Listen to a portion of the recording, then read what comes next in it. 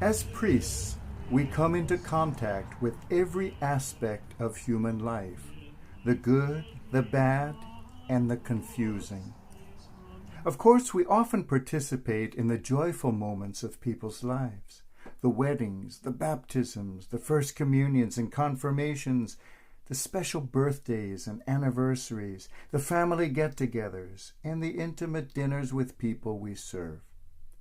But far more often, we are called upon to share the more difficult moments of human existence. When people are in trouble, they call on the priest.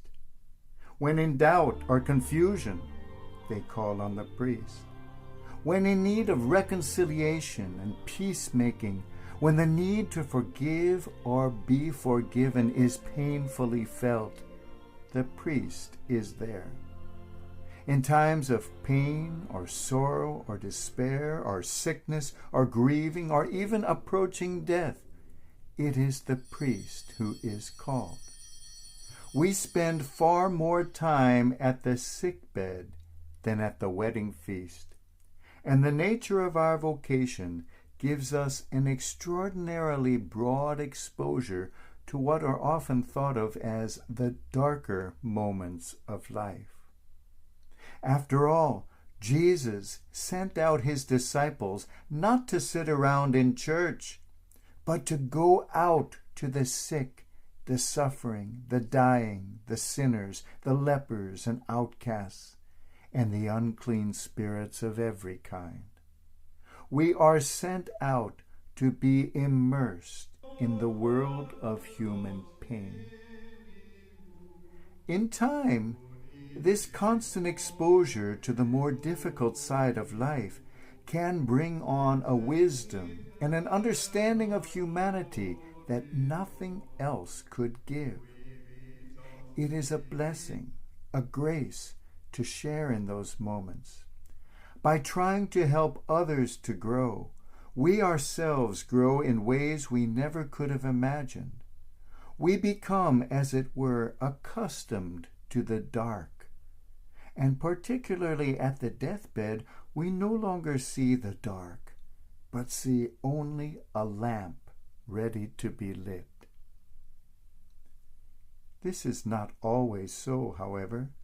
There are times, especially when we are young and starting out, that we too can become overwhelmed by the pain we see constantly around us. There are times when we too can begin to question and despair. There are times when our confusion can threaten to become greater than our trust. Once when I was a young priest, I was experiencing just that. My heart was breaking at all the suffering and death I saw all around me, and I was finding it difficult to go on. So, as I have so often done throughout my life, I sought out the wisdom of an old nun. I went to visit her and found her too crippled and in pain and confined to her bed. In her hands was a piece of cloth that she was embroidering, though I could see it pained her fingers to work on it. We spoke, and I told her I was finding it very difficult to see the hand of a loving God in a world of so much sorrow and pain. She listened patiently and continued working with her needle as I told the stories of some of the dark and difficult situations I had been dealing with. She just nodded, and I could see she understood very well. Finally, the sister placed her embroidery into my hands and asked, "Do you like this?" "Yes," I replied, a bit confused. "It's very beautiful." "Turn it over," she said. I did. "Now what do you think?" I looked down at the underside of the embroidery and saw there all the knots and imperfections and a rather chaotic confusion of color. It's not quite as pretty, I said, trying to be polite. Sorry, there's a big difference. I don't even see the picture I was seeing on the top side. The sister smiled, and then, to my astonishment, she closed her eyes and sang me a song that she had learned as a young girl, a song that had gotten her through much in life, and one that has ever since that day accompanied me through my own.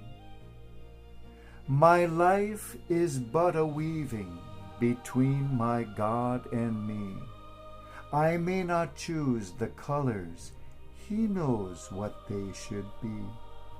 For He can view the pattern upon the upper side, while I can see it only on this, the underside. Sometimes He weaveth sorrow, which seemeth strange to me, but I will trust His judgment and work on faithfully. 'Tis He who fills the shuttle, He knows just what is best, so I shall weave in earnest and leave with Him the rest. At last, when life is ended, with Him I shall abide. Then I may view the pattern upon the upper side. Then I shall know the reason why pain with joy entwined was woven in the fabric of life that God designed. We needed no more words after that, and I never saw her again. The weaving was her lesson to me, and my sermon to you today.